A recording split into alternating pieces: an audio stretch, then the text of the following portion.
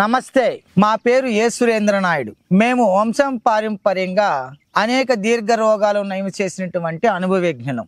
ఈ విద్య తాతల ముత్తాతల కాలం నుంచి మాకు అనువంశంగా సంప్రాప్తమైనది మరియు పూర్వీకుల నుంచి వచ్చినటువంటి ఈ విద్య ప్రజల మానవాళికి అందరికీ తెలియచేయాలన్నదే నా సంకల్ప భావం. ఈరోజు విషయానికి వస్తే చాలామందికి ఉండే సమస్య ఏంటి అంటే చిన్నవాళ్ళ కాడి నుంచి పెద్దవాళ్ళ వరకు పులిపీర్లు అండి. ఈ పులిపీర్లు కూడా 3 రకాలు ఉన్నాయి. కొంతమందికి మెడ పైన, సంకల కింద, నడుము దగ్గర ఎక్కడవుతే ఎక్కడ దారాలుగా ఉంట్లుగా ఏలాడుతూ ఉండేటువంటి పులిపీర్లు ఒక రకము. కొంతమందికి నల్లగా బఠానీ గింజలు అంతా ముఖం పైన ఎక్కడో ఒక దిక్కు ఉంటాయి. మరి కొంతమందికి కాయ పులిపీర్లోనే ఉంటాయండి. చేతుల మీద గుంపులుగా ఉంటాయి. 10-20 ఒకే దిక్కు ఉంటాయి.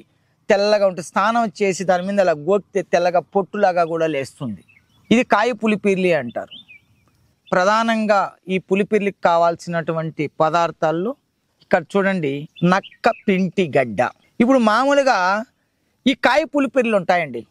ఈ కాయ పులిపీర్లు ఇదే విధంగా పైన చూసే కూడా ఇదే విధంగా ఉంటుంది. చేతుల మీద, ఏళ్ళ పైన, కాళ్ళ యొక్క ఏళ్ళ పైన. రెండోది వేటు కాలువల్లో మీరు చూస్తూనే ఉంటారు, చిన్న గవ్వలలాగా ఉంటాయి. ఇక్కడ చూడండి, ఈ గవ్వలను మీరు ఏరుకొచ్చుకోండి.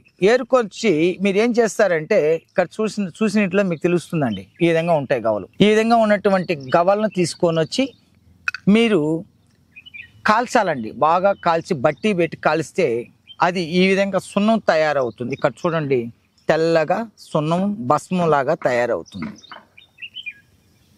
ఈ భస్మాన్ని ప్రధానంగా మనం ఏం చేయాలంటే మరొకటి ఈ నక్కపింటి గడ్డను కూడా చిన్న ముక్కలుగా తీసుకోవాలి. ఇక్కడ దీంట్లో ఉన్నటువంటి ఈ విధంగా మీరు చిన్న ముక్కలుగా ఇక్కడ చూసినట్లయితే తెలుస్తుంది. ఈ విధంగా చిన్న ముక్కలుగా చేసి ఇక్కడ చూడండి, మట్టి మూకెటిలో పెట్టండి.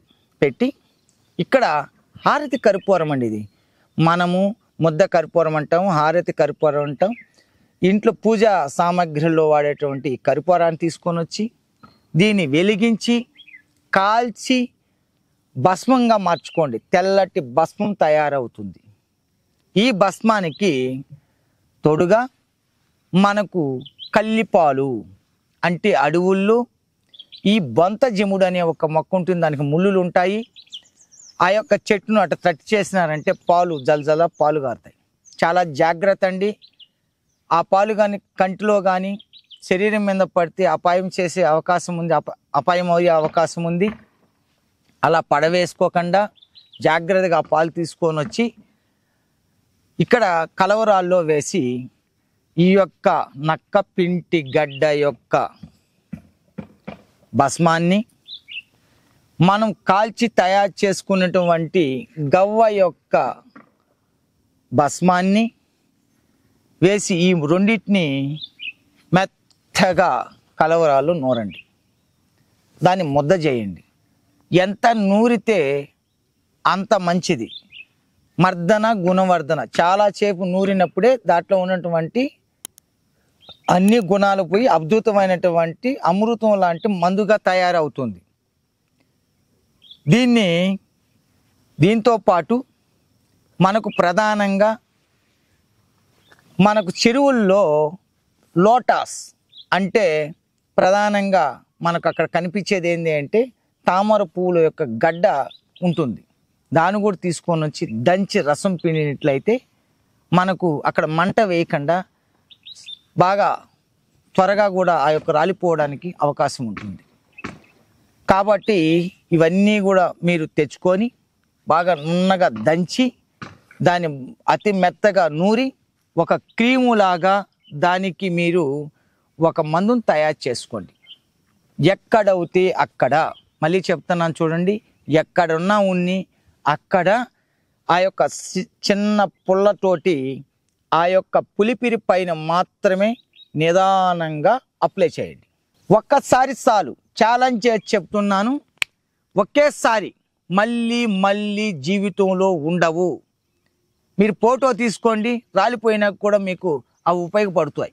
ఒక్కసారి పెట్టినట్లయితే మళ్ళీ మళ్ళీ అప్లై చేయాల్సిన అవసరం ఉండదు, ఆ మందుతో మళ్ళీ పెట్టుకోవాల్సిన అవసరం ఉండదు. ఖచ్చితంగా 100% ఎక్కడ ఉన్న పులిపిర్లు అలానే రాలిపోతాయి.